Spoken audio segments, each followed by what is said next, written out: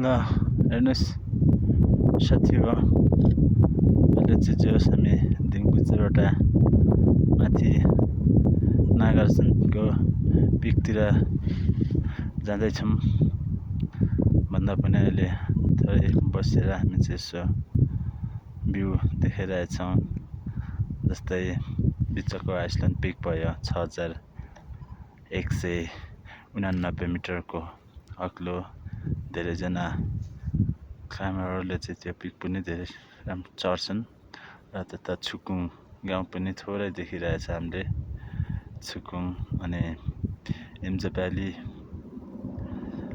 त्यतातिर छन्। र यता भयो महाकालु देखिरहेछन् पछाडि, बरुन्जे बग्याप्चन अनि हामी यसो घुमाइरहेछौँ। आमाडाप्पम यो चाहिँ जस्ट दिङबुचेबाट देखिने भ्यू। अनि भन्नुपर्दा अब यता गएपछि खाङतेगा छन्। जस्तै थाम्सेगु हामी बस्ने गाउँ चाहिँ तल दिङबुचे। र हामी त्यही बाटो हुँदै तलबाट यता आइपुगेका छौँ। त्यो बादल लागिरहेछ। मेरो यसले गोप्रोबाट फोटो खिचिरहेछन्। त्यस्तै तबुचे पिक, अर्काचे अनि चोलाचे पनि छन् पछाडि। यस्तै बिस्तारै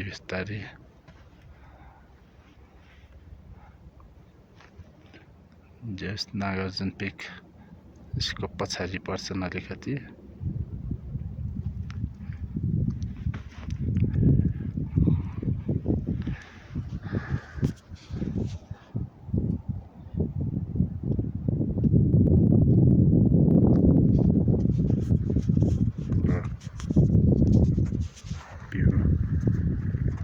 मौसम सफा छ, क्लियर छ।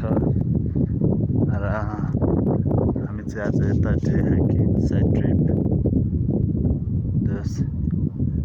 यसो हाइप बचाउनको लागि यति उकालो चढ्यौँ।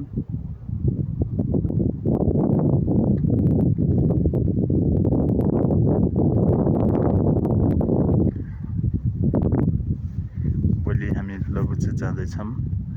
लबुचे पनि त्यस्तै हो, जस्तै यहीँको हारीमा पर्छ हाइट।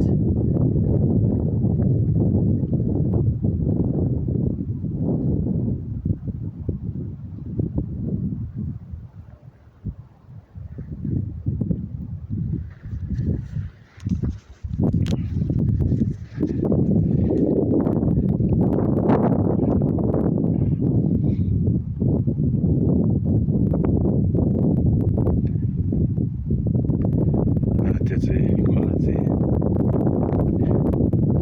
इम्जा पोखरीबाट आएको, इम्जा तालबाट।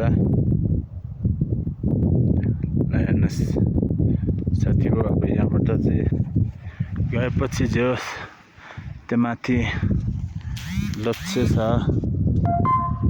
लोच्छे अनि लोच्छेबाट उता साइड्स छ।